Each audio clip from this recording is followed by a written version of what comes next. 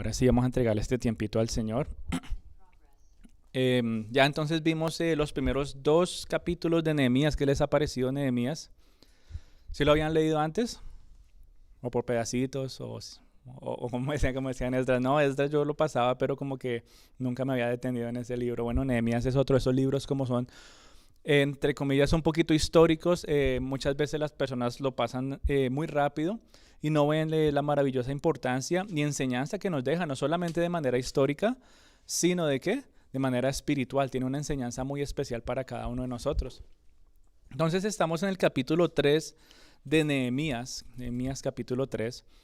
Y para hacer un recorderis, ¿qué pasó en el capítulo 1 y en el capítulo 2? ¿Sí se acuerdan dónde estaba Nehemías? Nehemías estaba en Susa. Susa es la capital, o era la capital del reino persa. Y Nehemías entonces era el copero del rey, ¿sí se acuerdan? Una persona que tenía alta posición en el imperio, era una persona que tenía muchas responsabilidades, una persona que tenía, hablando solamente en ese mundo, en el reino de Persia, tenía muchas cosas que hacer, pero algo destacaba la vida de Nehemías. ¿Sí se acuerdan qué era? Era una persona que tenía su vida fundamentada en la palabra de Dios, que a pesar de todas las responsabilidades y cosas que tenía que hacer, que él siempre tenía presente y nunca estaba muy ocupado para buscar la palabra de Dios, para orar, para ayunar, ¿sí? Y se formó un líder espiritual que llegó a Israel a hacer algo muy maravilloso que vamos a empezar a ver en el capítulo 3. Pero entonces Nehemías nos da un ejemplo muy lindo de liderazgo, no solamente a nivel ministerial, sino un liderazgo que podemos ejercer en nuestro círculo familiar y en nuestro círculo de amigos o incluso en nuestro círculo laboral.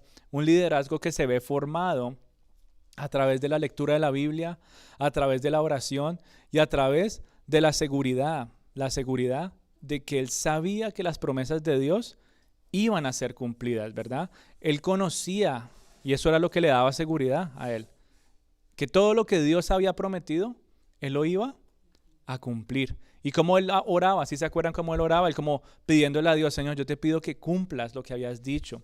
Y él sabía entonces claramente las escrituras, porque la manera como él hablaba de las promesas que se le habían dado a Moisés y a todas estas personas, él sabía que lo que estaban viviendo, porque estaban siendo esparcidos en Persia, era parte de la promesa de Dios, de que si ellos se alejaban, iban a ser ¿qué? Dispersados. Pero también había una parte muy bonita que decía que si ellos se arrepentían, que los iba a traer de lugares lejanos nuevamente, que los iba a volver a reunir. Entonces Nehemías se pega de esta convicción y de esta hermosa promesa, ¿verdad? Y eso lo lleva a él a ser muy eficaz en la tarea que tiene que hacer. Obviamente, él se duele, ¿verdad? Dice que él lloró por varios días, que él ayunó, pero también fue un líder eficaz, es decir, que fue diligente en saber qué necesitaba hacer. Y vimos que más o menos pasaron 4 meses entre el momento que él recibió la noticia hasta el día en que él pudo hablar con el rey en el mes de Nisan. Y las preguntas que el rey le hacen a Nehemías y las respuestas que Nehemías le da al rey nos da una clara imagen de que este hombre, ¿qué hizo? Él planeó en 4 meses estas respuestas, o sea, él le dijo, necesito cartas, necesito material, necesito que me des permiso, necesito que me des este tiempo, porque ahí no dice específicamente cuánto tiempo, pero dice que Nehemías le contestó y le señaló un tiempo específico lo que él se iba a demorar en ir hasta Jerusalén, reconstruir y volver. Y el rey le dijo, ok, está bien. Entonces hubo mucho planeamiento. Y vemos entonces que es un lindo ejemplo que nos deja Nehemías para nosotros aplicar a nuestras vidas. Y vemos también que el Señor le dio gracia, ¿sí? No fue solamente que él hizo todas estas cosas, sino que necesitaba depender de Dios. Y Dios entonces le dio gracia ante el rey de Persia, quien le dio permiso de ir a Jerusalén. Le dio todo lo que necesitaba, le dio cartas, le dio material. Y recordábamos que Nehemías era apasionado por una cosa y era el reino de Dios. Él era completamente apasionado por el reino de Dios y por eso se dolía de la condición de Jerusalén. Por eso él se dolía tanto y por eso él también planeaba para la gloria de Dios. Si no, no hubiera hecho nada. Pero como él estaba tan apasionado por el reino de Dios, ¿qué pasó? Él empezó a actuar y a vivir de esta manera. Y entonces nos encontramos aquí en el capítulo 3 de Nehemías, Y vemos que el resto del pueblo de Dios también está empezando a reedificar. Ellos empiezan a actuar después de que Nehemías los confronta.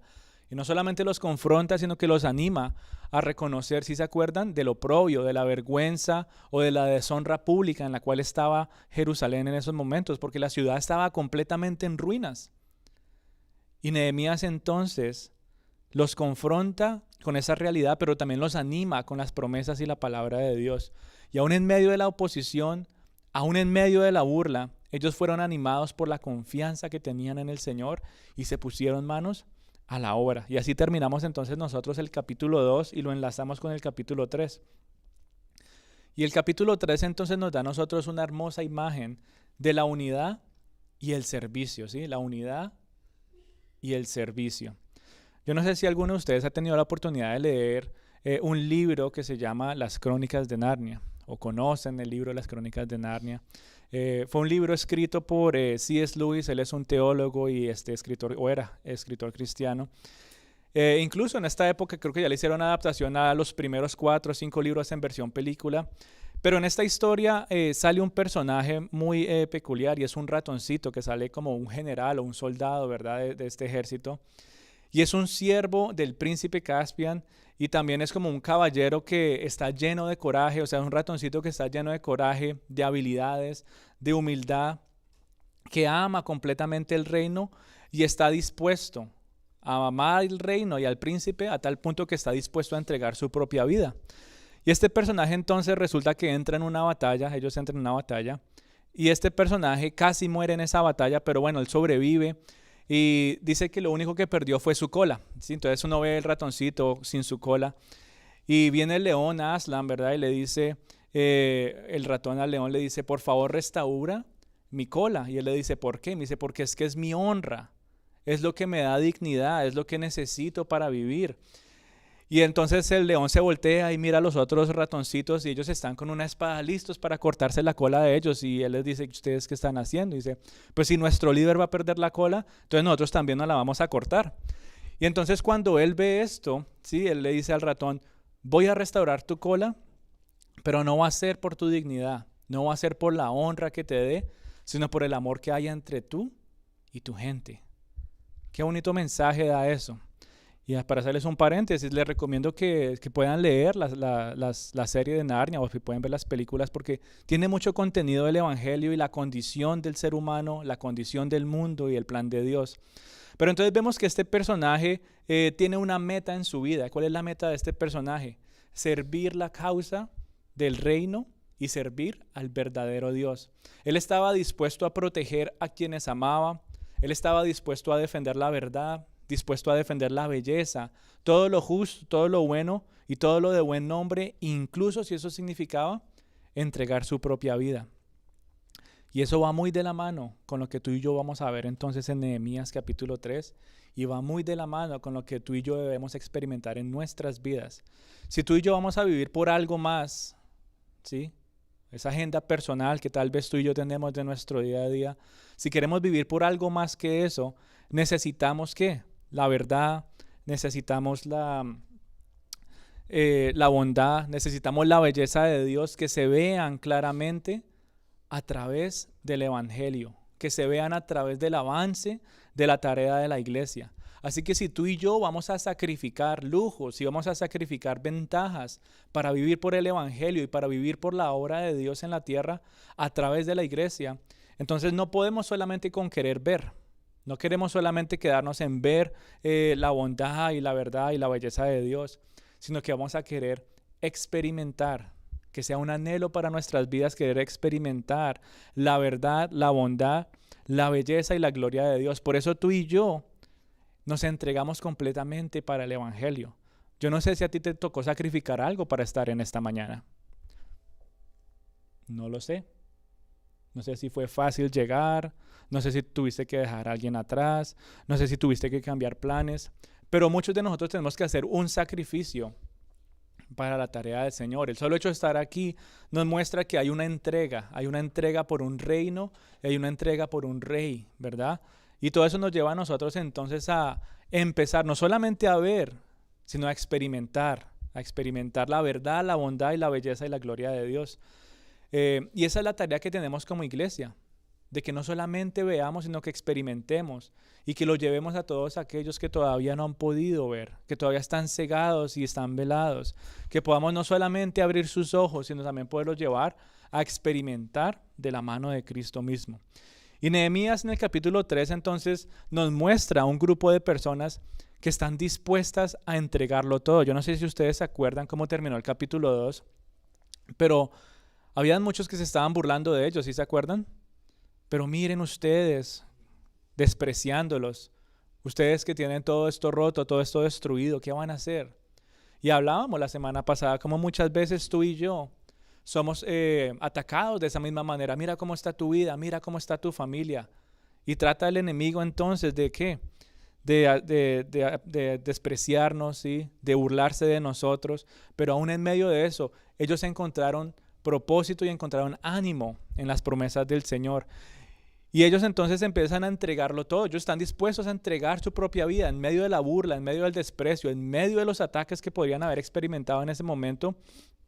Ellos lo entregan absolutamente todo porque no solamente han visto, sino que han entendido y han experimentado la gracia de Dios. Nehemías tuvo que ayudarles a ellos a entender, a ver, pero el corazón de ellos experimentó la gracia de Dios.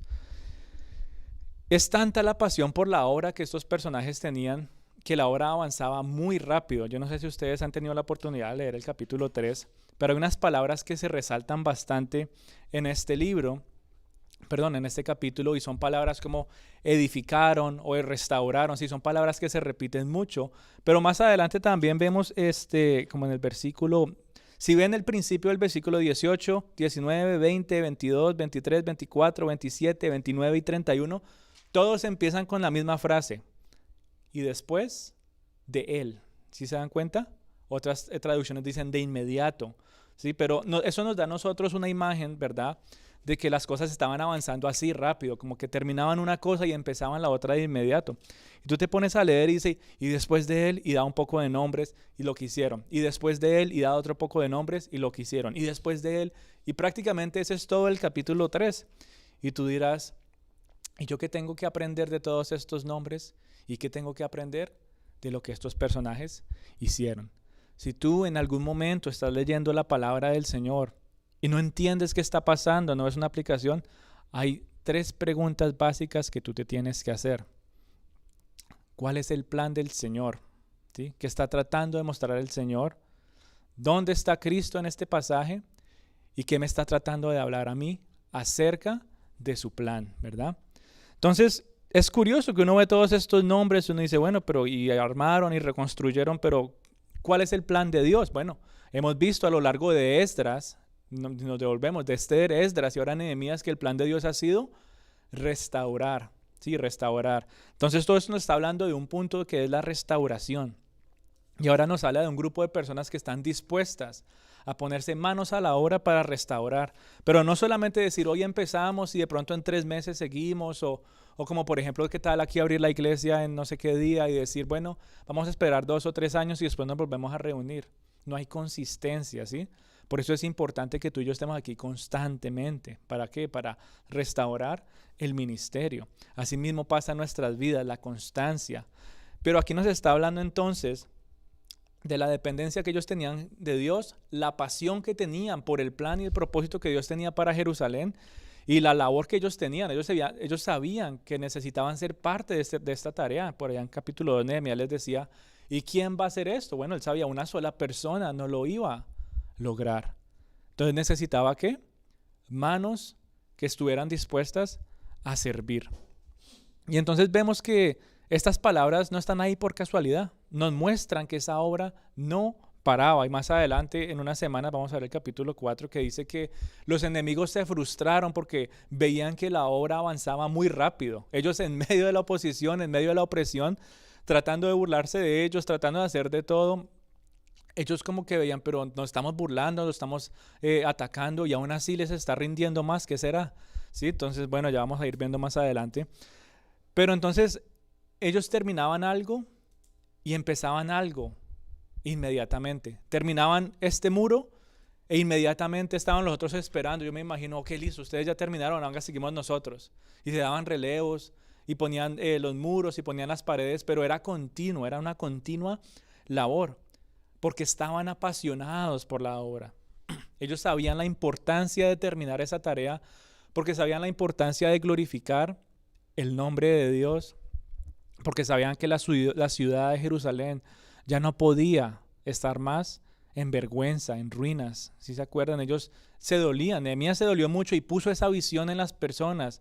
Y ellos decían, sí, ¿cómo es posible que esta ciudad esté en tanta vergüenza pública?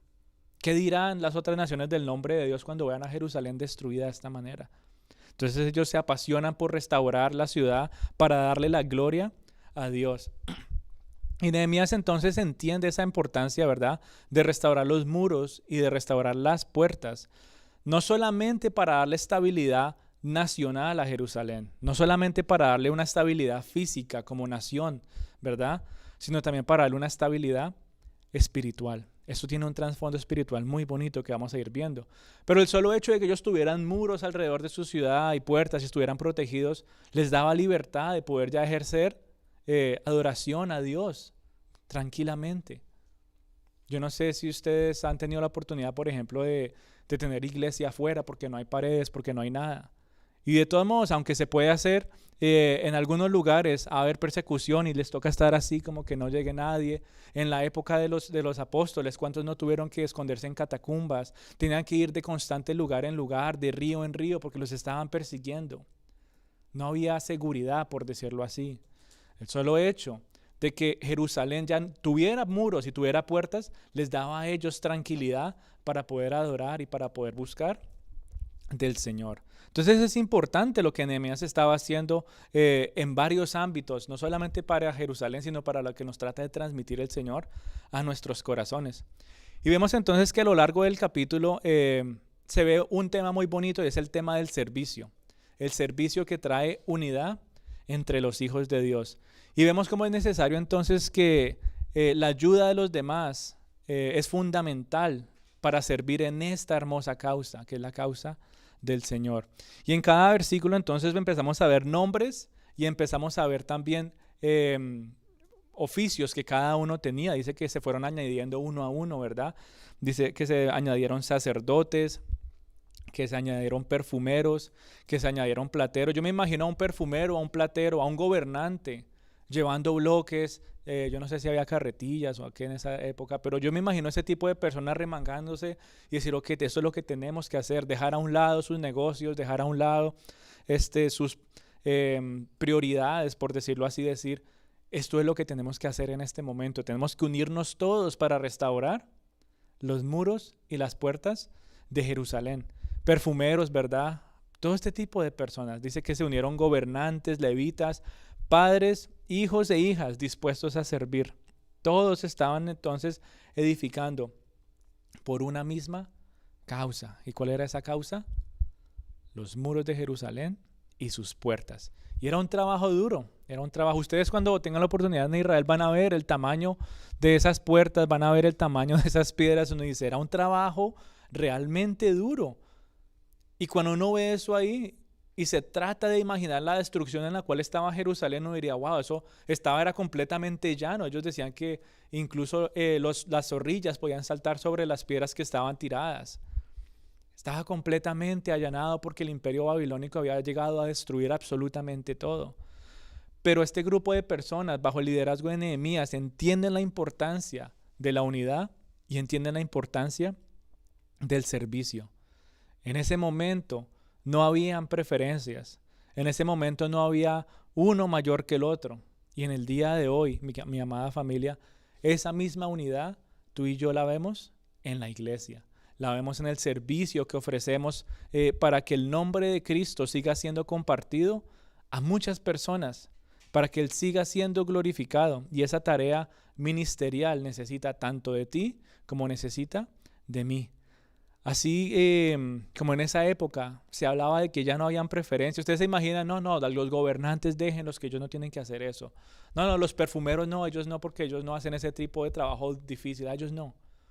No había preferencias en esa época, todos tenían su corazón puesto en una misma causa. Y asimismo, en el día de hoy no hay preferencias y no hay uno mayor que el otro. Asimismo como pasó en esa época, asimismo pasa en esta época.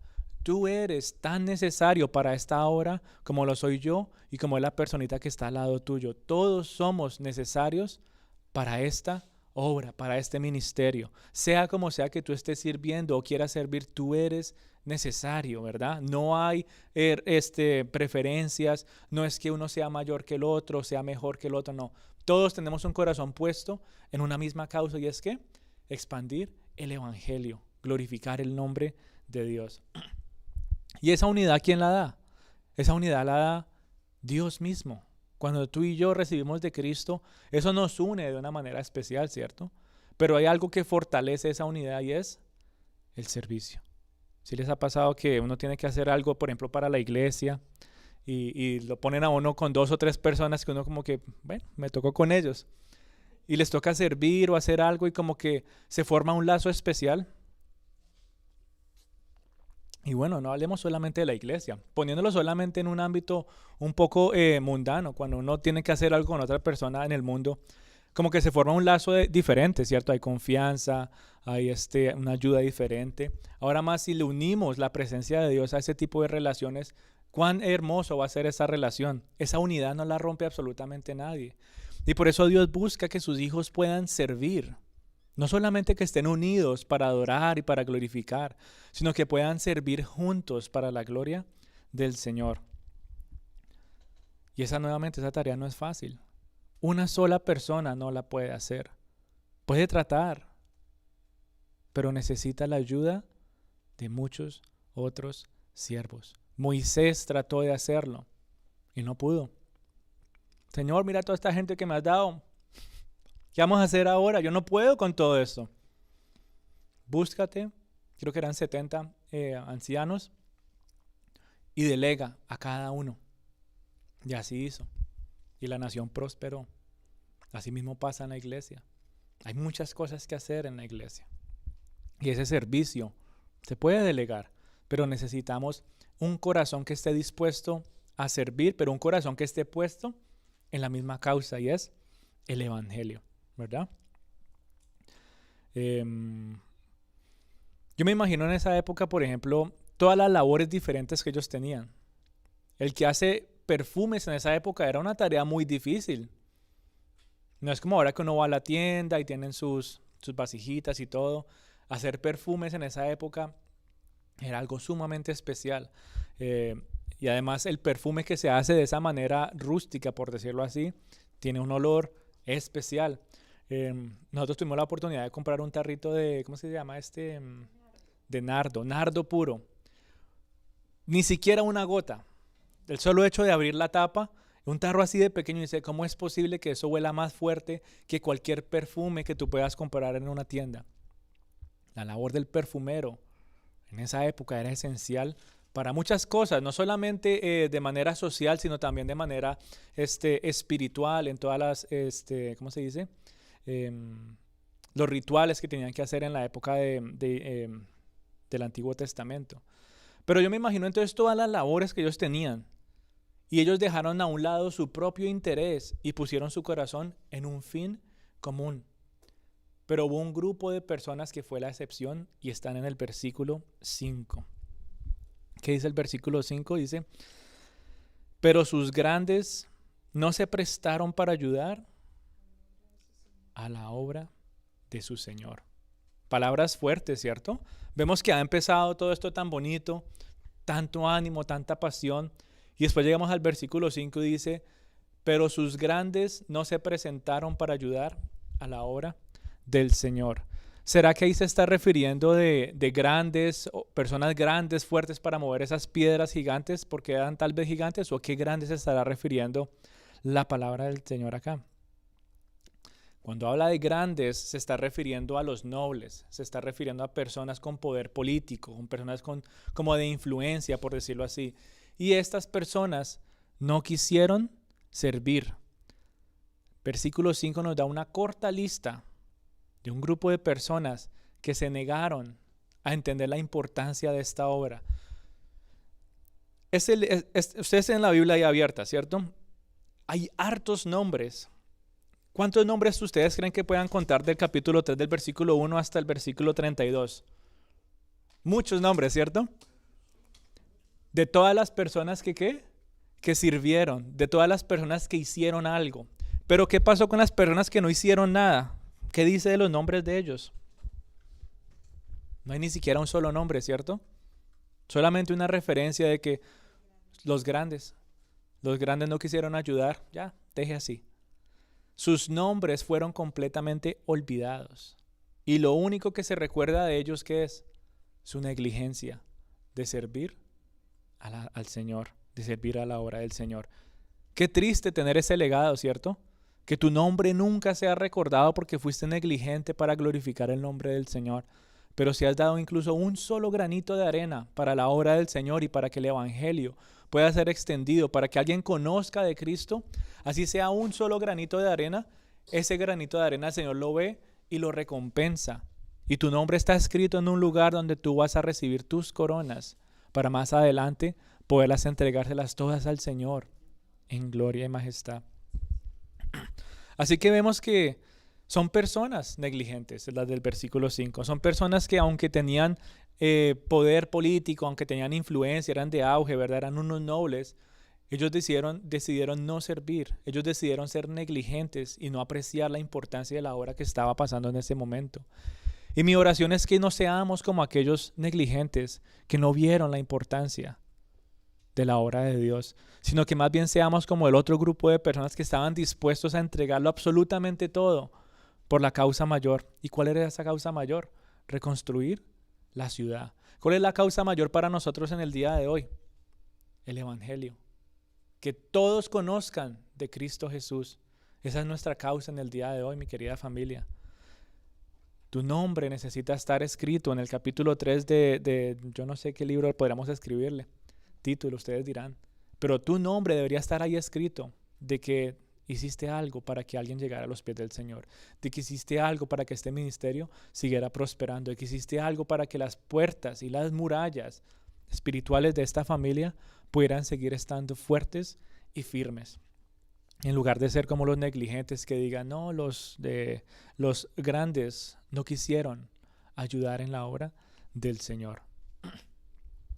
Y vemos entonces cómo se nombra uno a uno, ¿verdad? En el capítulo 3, todas las personas que hicieron parte de esta hermosa tarea. Por familia, sí, lo separa muy bonito por familia, por labor, pero es muy bonito ver esto, el Señor no se queda con nada y el solo hecho que sus nombres estén ahí escritos es una manera de decir gracias, gracias porque hicieron algo. Por familia son separados entonces aquí y vemos que todos estaban alegres, animados a reconstruir, ¿verdad?, las puertas y los muros de Jerusalén. Y asimismo tu nombre y mi nombre van a ser recordados por gloria, por todo lo que tú le diste a Dios aquí en la tierra. Tú no estás aquí simplemente de pasada. Tú no estás aquí con tu tiquete de oro diciendo yo ya recibí a Cristo y yo voy a seguir haciendo todo lo que yo quiera y ya cuando yo me vaya a morir yo presento mi ticket y ya yo me voy para el cielo. Él te tiene aquí con un propósito. ¿Tú puedes hacer lo otro? Claro que sí. Y vas a ir al cielo si genuinamente recibiste al Señor. Pero cuando llegues arriba al cielo, ¿dónde estará tu recompensa? ¿Dónde estarán tus coronas? ¿Y qué le vas a ofrecer al Señor en alabanza y en adoración? Dice que todos nosotros recibimos coronas por lo que estamos haciendo aquí en la tierra. Y si llegamos al cielo, dice el Señor, y bueno, ¿y qué hiciste por allá? No, yo te recibí y seguí mi vida como si nada y pues ya yo estoy aquí en el cielo gracias a ti. Ok. ¿Cómo vas a querer glorificar y adorar el nombre del Señor por toda la eternidad? Tu servicio, tu disposición, tu corazón puesto en la causa del Evangelio aquí en la tierra es importante y te da un propósito para vivir. Te da un propósito para tener prioridades diferentes en este mundo. Y es muy bonito ver que Dios paga. Él paga y Él recompensa todo lo que tú y yo hacemos aquí en la tierra. Tal vez no lo veamos de manera inmediata, tal vez se demore mucho tiempo e incluso tal vez no lo veamos aquí en la tierra. Pero tú y yo estamos, ¿qué? Segando para cosechar, sembrando para cosechar, ¿dónde? En el reino de Dios, en el reino de Dios. En donde dice que esa Jerusalén va a tener todas las calles, ¿de qué color son? ¿Sí han visto? De oro, de oro. Es muy bonito, y bueno, haciendo un paréntesis, los que tenemos la oportunidad de ir a Jerusalén en unos días, esa anticipación que tú tienes de llegar no se compara con la anticipación que tú y yo deberíamos tener día tras día de llegar a la Jerusalén celestial.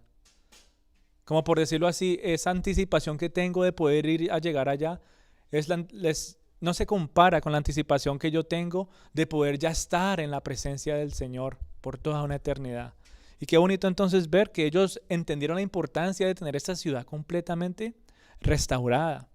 Cristo restaura esa ciudad, o la tiene lista, la tiene preparada para nosotros. Y Él dice que Él se tuvo que ir y que iba a hacer ¿qué? Morada. Voy a ir a preparar un lugar para ti. ¿Dónde va a ir a preparar Él eso? Bueno, en la Jerusalén celestial. Tú y yo tenemos un lugar donde vamos a llegar por la promesa del Señor. Pero bueno, ese es otro punto. Entonces vemos que este pasaje nos da a nosotros una muy bonita imagen de cómo los hijos de Dios están todos reconstruyendo hombro a hombro. Yo no sé si tú te imaginas a cada uno de nosotros tal vez trabajando hombro a hombro en un momento por esa misma causa. Tal vez todos afuera compartiendo el Señor, tal vez todos sirviendo en la iglesia de diferentes maneras. Qué bonito ver esa imagen, ¿verdad? De todos los hijos de Dios reconstruyendo de alguna u otra manera y sirviendo de alguna u otra manera para la gloria de Dios. El capítulo 3 es una viva ilustración, y aquí lo habla por familias, por personas, que familias completas puedan llegar a este lugar. ¿Para qué? Para glorificar el nombre de Dios, que familias completas sean eficaces en el trabajo que tú y yo tenemos que hacer fuera de las paredes de este lugar. Qué bonito verlo en el capítulo 3 de Nehemías. Es una viva ilustración de que sí se puede hacer. Es una viva ilustración de lo que vendría en la época de los apóstoles y lo que tú y yo estamos viviendo en el día de hoy. El capítulo 3 de Nehemías, mi querida familia, es como la versión del Antiguo Testamento de una enseñanza muy bonita que Pablo dejó en Primera de Corintios. Vamos a ir a buscar Primera de Corintios, capítulo 12, del versículo 12 al 26.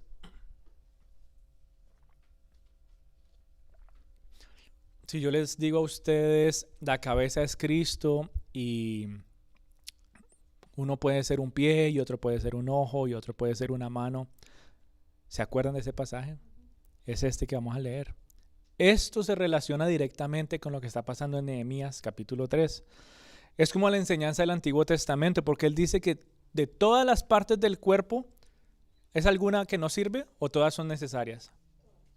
Todas las partes son necesarias para que se cumpla la tarea. Cristo siempre va a ser la cabeza, siempre va a ser la cabeza. Pero tú y yo somos partes de ese cuerpo. Somos partes de ese cuerpo y somos necesarios para la obra que Dios quiere hacer aquí en la tierra. Y si en el día de hoy tú te consideras como que no eres suficiente, si tú te consideras como que no eres digno para la tarea, si tú te consideras que no eres como lo que se necesita para completar la tarea, ¿sí? Primera de Corintios te da a ti una hermosa enseñanza de cómo se une con Nehemías capítulo 3. Así que si hoy tú te consideras como que no eres suficiente, que eres débil, que eres indigno, dale las gracias a Dios porque te sientes indigno. Dale las gracias a Dios porque te sientes débil. Dale las gracias a Dios porque te sientes que no eres suficiente. Porque ¿qué dice el versículo 22? Antes bien, los miembros del cuerpo que parecen más débiles, ¿qué dice ahí? Son los más necesarios. ¿Te consideras débil? ¿Te consideras que no eres suficiente para la obra del Señor? Bueno, bienvenido al club. Y aquí el Señor nos da una hermosa enseñanza. Tú eres más necesario. ¿Te has considerado débil? No, yo no sé si pueda hacer eso. Yo no sé si pueda, yo no sé si sea lo suficientemente bueno, yo no sé si me pueda articular de la mejor manera. Yo no sé si sea lo suficientemente fuerte para poder orar por esto, yo no lo sé. Yo me siento indigno de presentarme ante la presencia del Señor y poder servirle. Bueno, bienvenido al club, porque todos los que servimos nos presentamos de esa manera. Y el capítulo 12, versículo 22, nos da una imagen muy bonita de la esperanza que tú y yo tenemos en Cristo. Antes bien, los miembros del cuerpo que parecen más débiles son los más necesarios. ¿Por qué? Porque en medio de nuestra debilidad, el Señor muestra su fuerza, Él se glorifica. Tú eres un instrumento del Señor. Y qué bueno que tú puedas decir, yo quiero servir en medio de mi debilidad. Yo quiero servir en medio de mi insuficiencia para que Dios sea glorificado. Yo me siento indigno, y aquí dice en el versículo 22, y aquellos del cuerpo y aquellos del cuerpo que nos parecen menos indignos. Ahí dice algo muy curioso. Dice que hay dignos dignos e indignos, o dice que son menos indignos. Es decir, todos son indignos, pero hay unos que son menos indignos. Y dice, a estos vestimos más dignamente, y los que son de nosotros menos decorosos, a estos los tratamos con más decoro. Qué bonita palabra del Señor. A los que no se consideran tan decorosos, a ellos se tratan con más decoro. A los que se sienten indignos, a ellos se visten más dignamente. Se visten con pureza, se visten con santidad, ¿verdad? Se tratan de una mejor manera. Todos, absolutamente todos, mi querida familia, en este lugar, somos necesarios. Si te consideras indigno, débil o insuficiente. Asimismo se consideraban muchos en la época de Nehemías. En el capítulo 3, tal vez muchos indignos, débiles, ¿verdad? Pero por la gracia de Dios, ellos pudieron ser útiles. Yo me imagino los más débiles siendo los más necesarios. Los perfumeros, tal vez pensando de diferente manera. Los gobernantes, tal vez pensando de diferente manera. A los que hacían construcción, ¿verdad? ¿Se imaginan esa unidad tan bonita en esa época? Porque el que construía y ponía los bloques tal vez no pensaba de una manera práctica o fácil, como lo pensaría un gobernante que tiene pensamiento administrativo, ¿verdad? Y esa unión que hubo entre ellos, ¿qué generó? Un servicio más eficaz. La unidad y el servicio van de la mano, mi querida familia. Así mismo pasa en la iglesia. Tú y yo podemos hacer diferentes cosas, pero tú y yo pensamos diferente. Y tú y yo podemos ayudar en diferentes áreas de este ministerio. Algo que se puede hacer, yo no sé, pero todos somos débiles en algún área. Todos somos indignos y todos somos insuficientes, y por eso necesitamos tanto de la cabeza que es Cristo, y por eso también necesitamos del uno del otro. El ojo no puede mover nada si no es por la mano. Todas las partes del cuerpo son indispensables, así que no te menosprecies, hijito de Dios. Ya no más menospreciarte y decir, yo no sirvo para nada. Ya no te menosprecies y decir, yo no puedo hacer nada. Yo no sé hacer las cosas. Ya no más ese menosprecio. En las manos del Señor, tú eres una valiosa herramienta y eres tan necesario como son los demás que están alrededor tuyo. Y lo único que el Señor está pidiendo es un corazón dispuesto a servir. Un corazón que esté puesto en el evangelio, un corazón que esté puesto en la misma causa. Pero si vas a venir aquí a servir porque estás buscando un aplauso o decir, wow, miren a esta persona, si estás buscando servir aquí para recibir ese gracias o ese abrazo, error. Ahí no va a funcionar las cosas. Pero si tú vienes para glorificar el nombre de Dios, ahí sí vas a encontrar que eres una valiosa herramienta en las manos del Señor. Ya no pensemos más como esos nobles del versículo 5 que no quisieron ayudar, personas negligentes, pensando que eran mejores que los demás. Dice que eran, ¿cómo es que decía? Grandes. O sea, es una palabra como que yo ya tenía un poquito de altivez, ¿sí? La palabra original es nobles, personas pues de alto estatus político. ¿Y cómo se considera usualmente ese tipo de personas? No, mándelos a ellos. Yo no hago eso, yo no me ensucio. Yo no hago eso, mándelos allá a ellos también. Negligentes con la tarea, negligentes con el servicio, y mostraron un corazón completamente duro, tal vez más duro que las rocas que tenían que poner en esos muros, pensando que los demás eran inferiores. No podemos pensar, mi querida familia, como este tipo de personas que no les importó la obra, que no les importa el ministerio, que no les importa glorificar el nombre de Dios. Yo les hago una pregunta. Y no hemos terminado de leer Nehemías, pero ustedes yo creo que tienen una idea un poquito histórica de lo que pasa. Pero ¿será que esa obra no se pudo terminar porque estos personajes no ayudaron? ¿O será que sí se terminó la obra? sí se terminó la obra. Aún sin ellos, la obra se completó. Y algo se asemeja para nosotros, mi querida familia.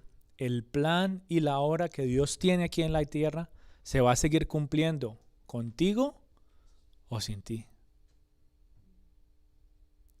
Tuya es la decisión si quieres ser parte de esta maravillosa causa.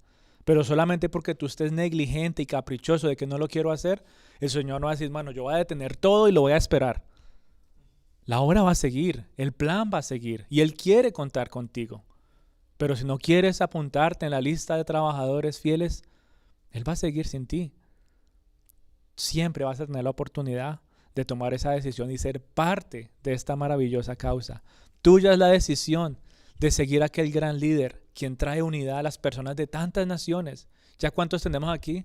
Colombia, México, Ecuador, la República Dominicana, Perú, presente, Estados Unidos.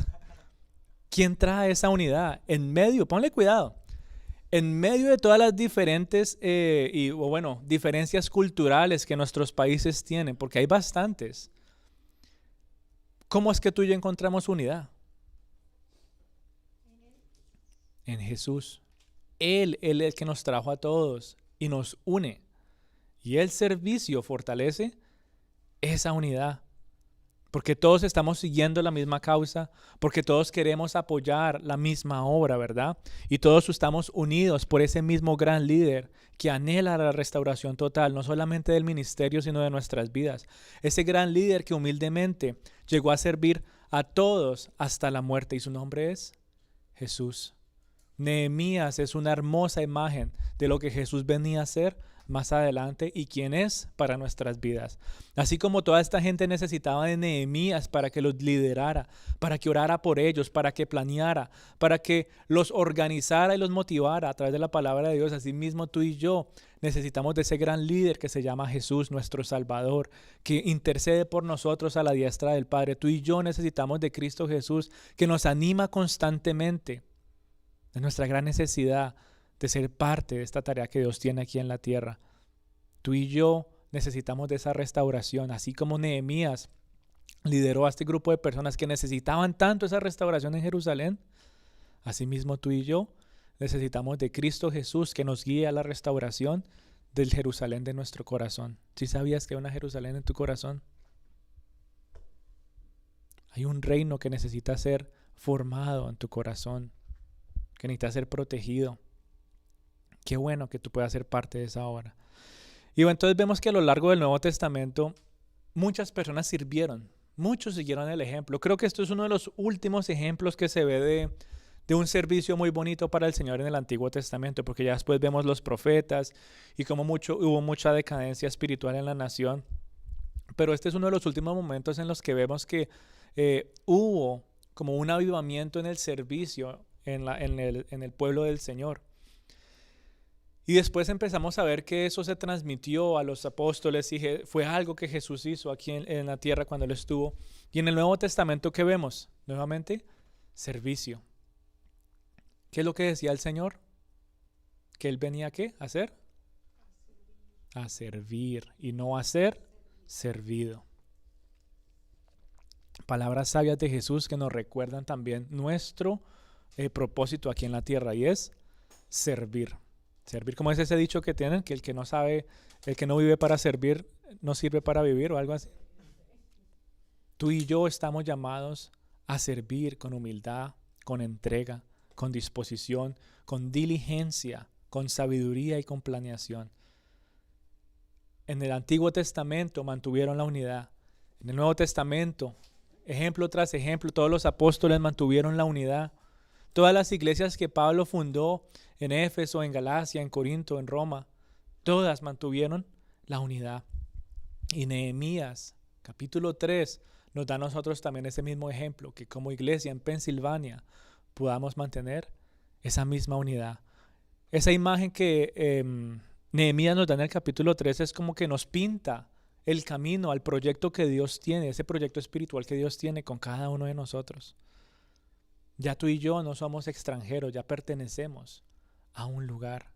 Tú y yo ya no somos perdidos por ahí en el mundo, tú y yo somos ciudadanos. ¿Qué dice Efesios capítulo 2, versículo del 19 al 21? Efesios capítulo 2, del versículo 19 al 21. Dice: Así pues, ya no sois extraños ni extranjeros, sino que sois conciudadanos de los santos y sois de la familia de Dios, edificados sobre el fundamento de los apóstoles y los profetas, siendo Cristo Jesús mismo la piedra angular, en quien todo Él edificó, bien ajustado, va creciendo para ser un templo santo en el Señor, en quien también vosotros sois justamente edificados para morada de Dios en el Espíritu. Tú y yo no somos extranjeros. ¿A dónde pertenecemos nosotros ahora? Al reino de Dios. Tú y yo somos ciudadanos del reino de Dios. ¿Qué pasa cuando uno tiene que viajar a otro país? ¿Qué le piden a uno? Un pasaporte. ¿Qué pasa cuando tú y yo somos ciudadanos del reino de Dios y estamos aquí en la tierra? ¿Qué nos piden aquí en la tierra? Un pasaporte. ¿Y tú de dónde vienes? Yo soy del reino del cielo. Aquí está mi pasaporte. ¿Sí o no? Y tengo que comportarme, ¿sí?, como ciudadano del cielo aquí en la tierra. Si no, van a decir, mire, yo no sé si ustedes han visto, por ejemplo, que hay personas que van a X o Y país y dicen, mire, ellos vinieron de tal lado y mire cómo se comportaban y dañaban y hacían de todo. Así mismo nos pasa a nosotros, aquí en la tierra. Somos embajadores del reino de Dios aquí en la tierra. Embajadores que tienen una vida restaurada gracias a Cristo. Embajadores que vienen a servir. ¿Qué hace un embajador? ¿Qué hace la embajada? ¿Qué hace, por ejemplo, la embajada de Ecuador aquí en Colombia, en Estados Unidos? Nada. Bueno, se supone, no, bueno, exacto, ayudar. Se supone que debería representar, ¿cierto?, Ecuador aquí en Estados Unidos. La embajada de Colombia es lo mismo que hacen allá, no mucho, pero se supone que deberían representar. Creo que Edith también tiene unas reseñas de la embajada que hace la embajada de México aquí. Bueno.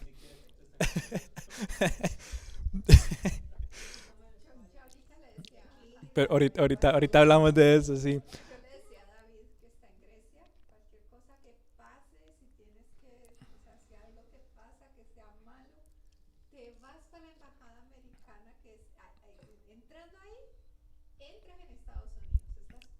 Así es.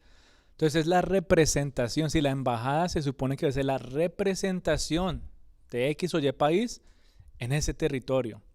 Tú y yo, como embajadores, somos la representación del reino de Dios aquí en la tierra. Y como ya decía, cuando tú vayas a la embajada, ¿cómo debes sentirte? No, ya estoy bien aquí, yo aquí pertenezco, aquí ya me protegen. Aquí hay murallas, aquí hay puertas donde puedo defenderme. Así es. Exacto. Ahí está un punto importante a tocar. Que ahorita oramos por las embajadas de cada país. Pero qué bonito que ese mismo punto de la embajada y de la representación y lo que se supone que debía ser en la tierra, también se ve ministerialmente hablando. Senti, Pensilvania, ¿qué es? Una embajada aquí bueno, digamos en Pensilvania. ¿De qué? Del reino de Dios.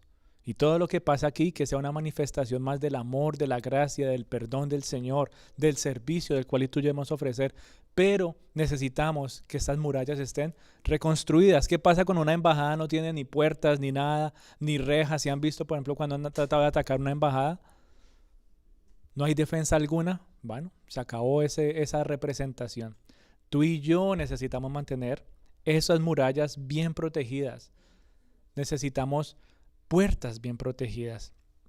Y vemos entonces cómo tú y yo entonces ya pertenecemos a un lado y todo lo que hemos visto en Nehemías, en Esdras, se empieza a unir de una manera muy bonita con el Nuevo Testamento. Y todas estas enseñanzas entonces no tienen solamente una aplicación personal ni espiritual, sino que también tienen una aplicación ¿qué? Ministerial. Habla la iglesia también. Y anhelamos juntos ver la gloria de Dios en este ministerio y todo lo que tiene planeado para nosotros. Es un privilegio ser parte de esta obra.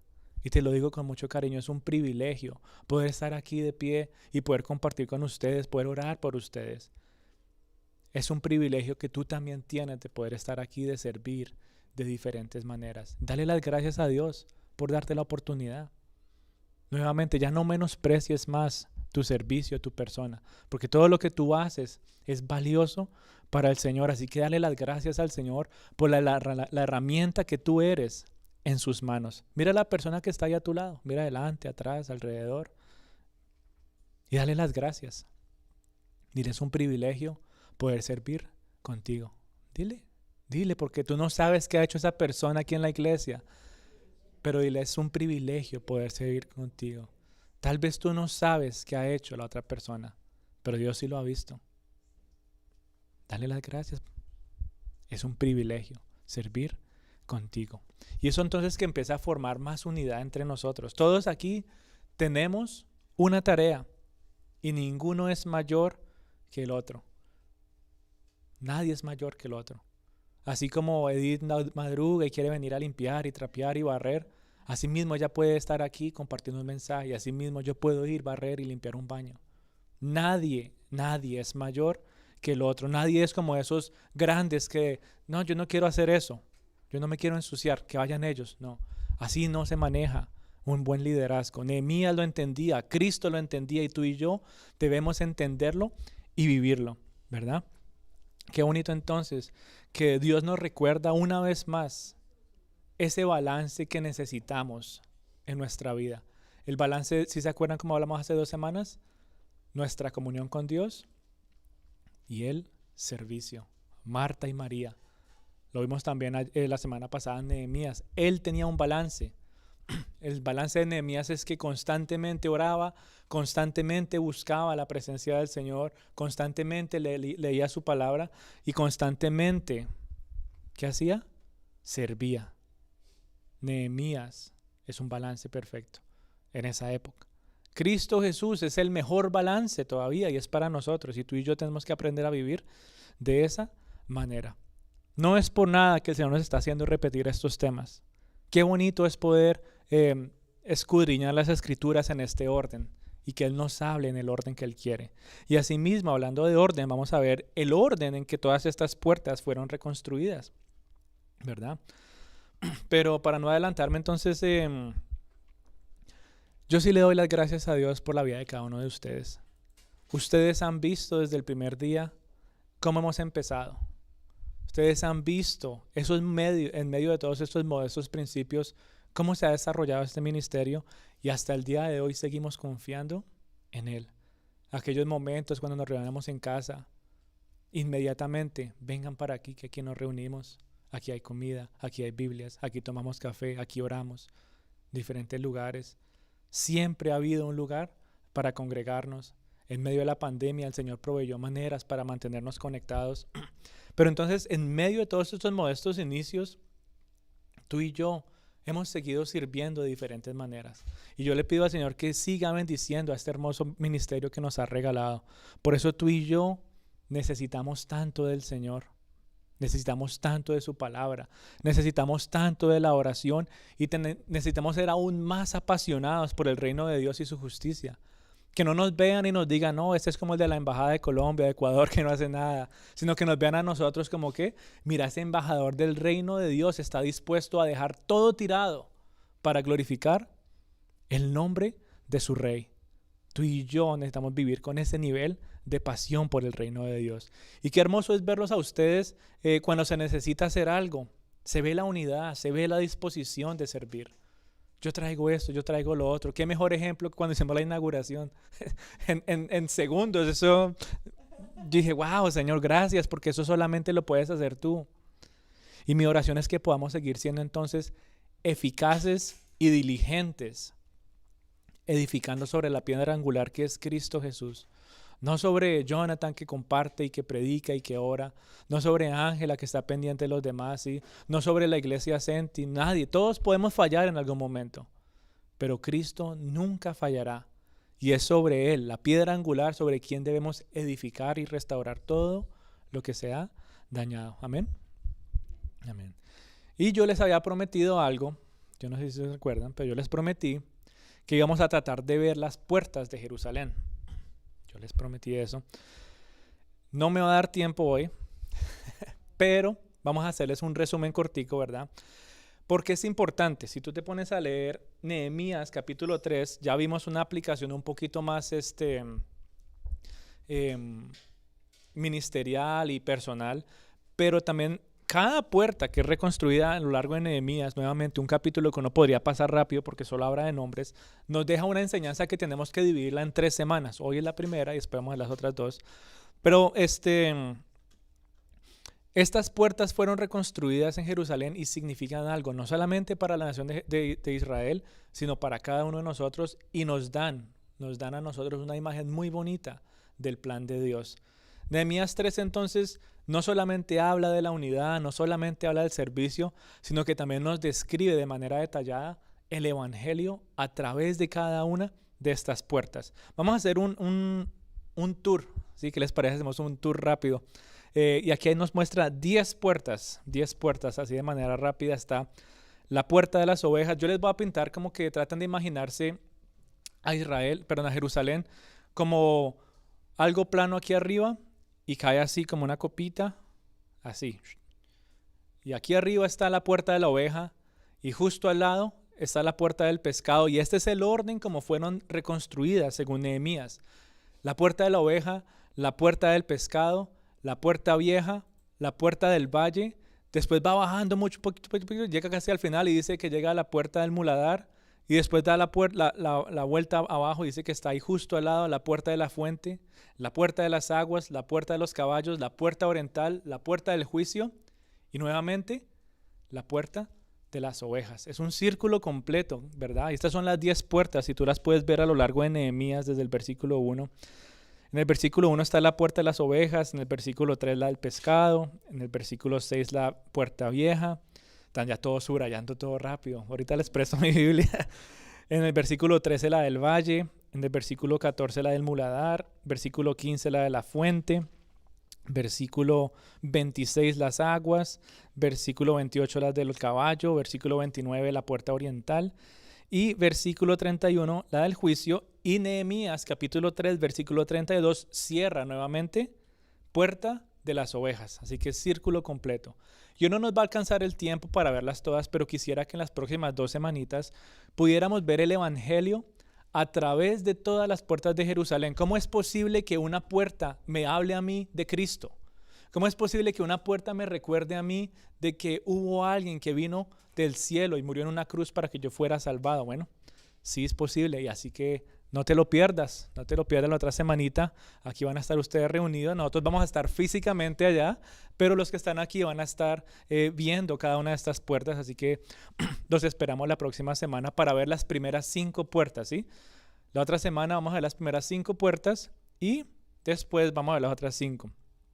Pero entonces nosotros nos vamos, pero los que se quedan aquí, las reuniones siguen. Bueno, y como hoy les prometí eso, entonces vamos a ver qué significan de una manera muy, muy resumida, ¿ok?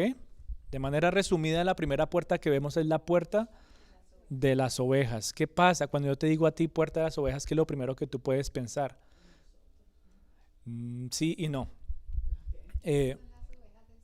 Exacto. Esa puerta es la puerta más cerca al templo y es la primera puerta que fue reconstruida, y fue reconstruida ¿por quiénes? Por los sacerdotes. Y dice que esa puerta fue reconstruida y nos hace pensar inmediatamente en Jesús, el Cordero de Dios que quita el pecado del mundo. Esa puerta nos habla del sacrificio de nuestros pecados y se nombra al inicio y al fin de Nehemías capítulo 3, después de dar todo un círculo, en pocas palabras tratando de decir, todo comienza con Cristo y todo termina con Cristo. Qué bonita enseñanza que la próxima semana trataremos de profundizar. La segunda puerta que vemos es la segunda puerta, es la del pescado. Y ahora yo quiero que empecemos a ver algo muy bonito aquí. La puerta del pescado nos habla a nosotros de la evangelización. Tú y yo somos llamados a ser ¿qué? Pescadores de hombres. Todas estas puertas tienen un orden que se asemeja mucho al caminar del cristiano. ¿Qué pasa primero? Tú y yo conocemos de Cristo, ¿verdad? Reconocemos nuestros pecados y recibimos perdón. ¿Y qué pasa automáticamente? Queremos compartir de Él. Hay estadísticas que dicen que después de los primeros, si no estoy mal, 6 meses o algo así, solamente el 2% de las personas siguen compartiendo. Triste, porque una puerta del pescado puede estar destruida. Pero entonces esta puerta nos habla a nosotros nos recuerda o nos llama de que somos pescadores de hombres. Y es el progreso del cristiano, es el segundo paso del cristiano después de recibir a Jesús, y es compartir de Él. Por decirlo así, es el siguiente paso que tú y yo tomamos, y es la puerta número 2, que es reconstruida. Después vemos que viene la puerta vieja. La puerta vieja es una puerta de las más importantes. ¿Por qué? Porque nos habla de los principios inmovibles del camino de Dios. Después de que tú y yo recibimos a Jesús por la puerta de las ovejas, después de que compartimos de Jesús, ¿verdad?, a través de esa puerta del pescado, necesitamos desesperadamente experimentar la puerta vieja. ¿Y qué habla de la puerta vieja? Bueno, nos habla de los principios bíblicos, nos habla de las verdades, de que las verdades de Dios nunca van a cambiar. ¿Será que alguno de los principios de Dios ha cambiado hasta el día de hoy? ¿Será que cambiará en algún momento? Por eso se llama la puerta vieja. Es vieja porque precisamente es de antaño y nunca va a cambiar. Luego llegamos a la puerta del valle, y cuando tú ves la puerta vieja, hay como un muro muy largo hasta que llega a la puerta del valle, ¿verdad? Y ese muro también tiene un significado que, bueno, se podría ver de diferentes maneras, pero te das cuenta que hay una distancia larga entre la puerta vieja y la puerta del valle. Y se puede asemejar mucho a esos primeros amores que tú y yo tenemos con el Señor.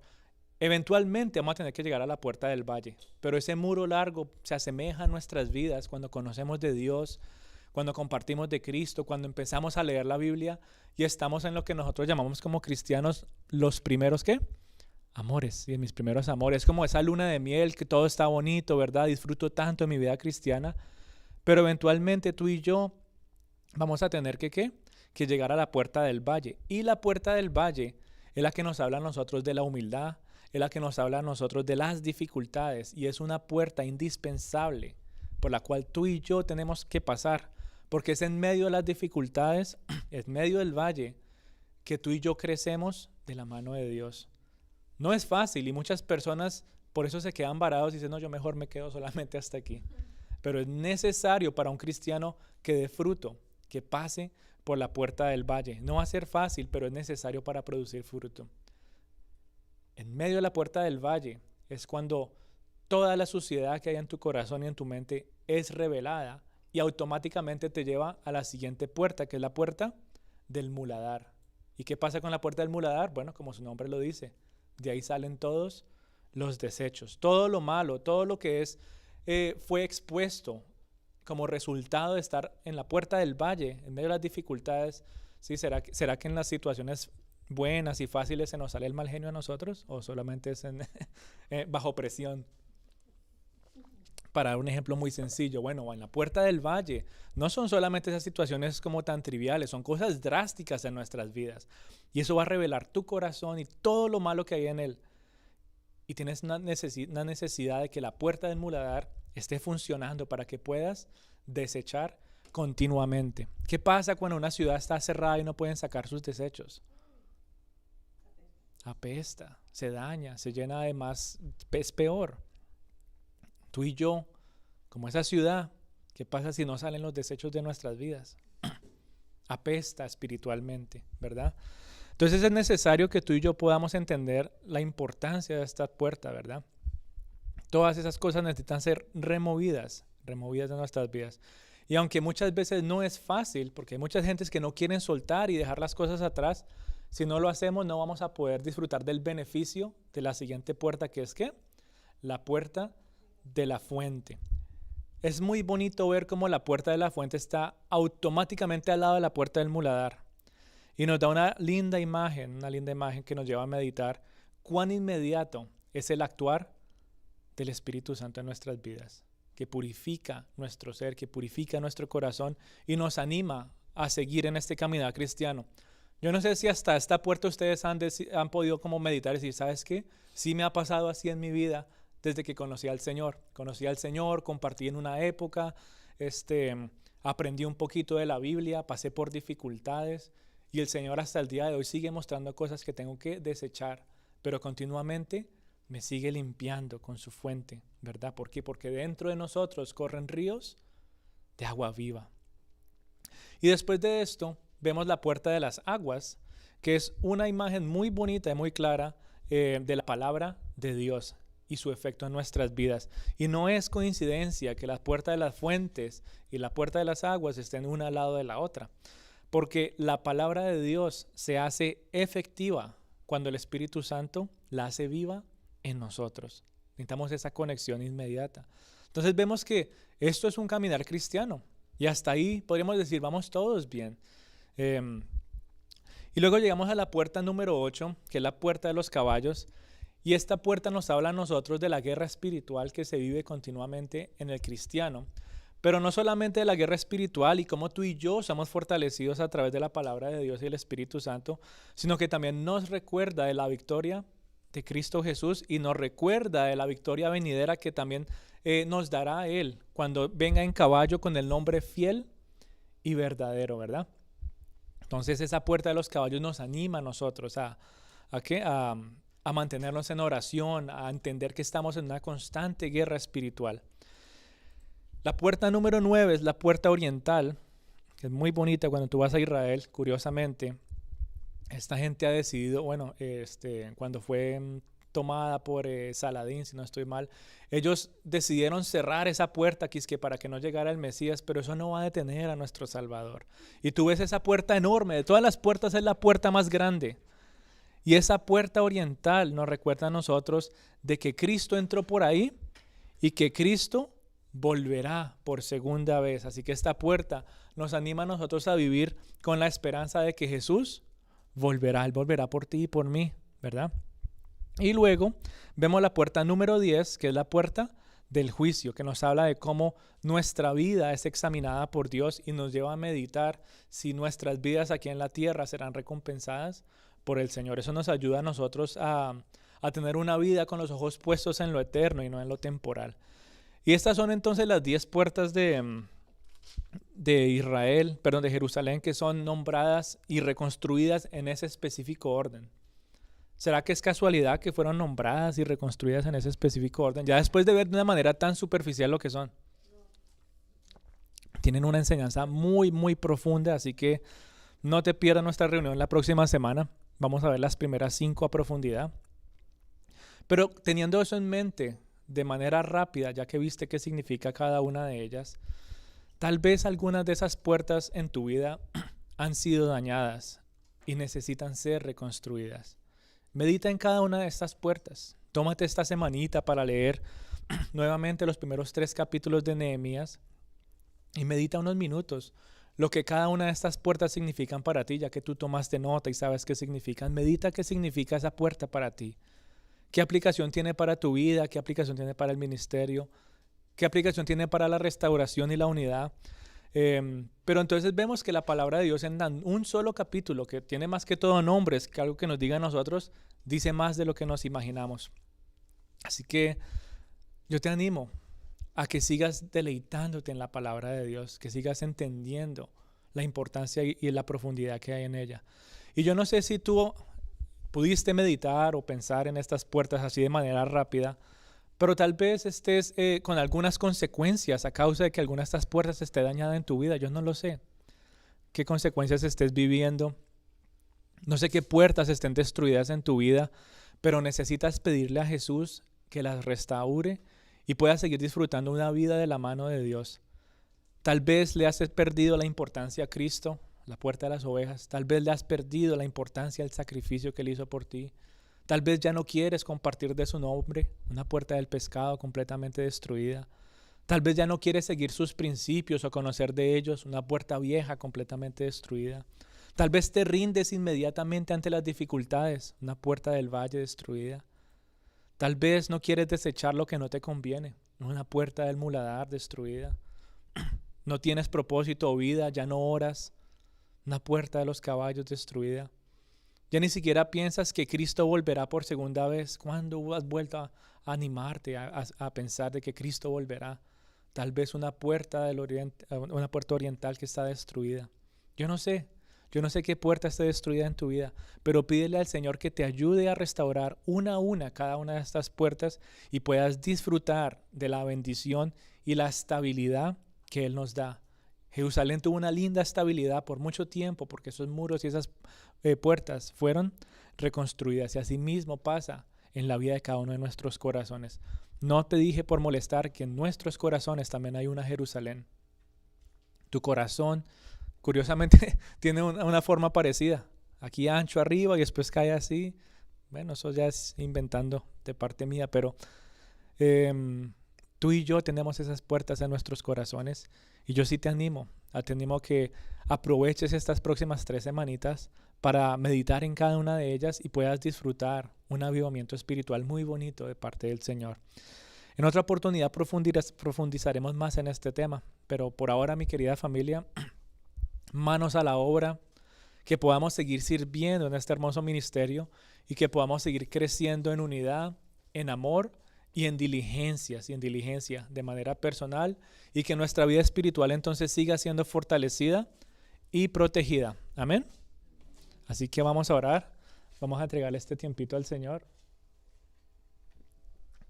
Vamos a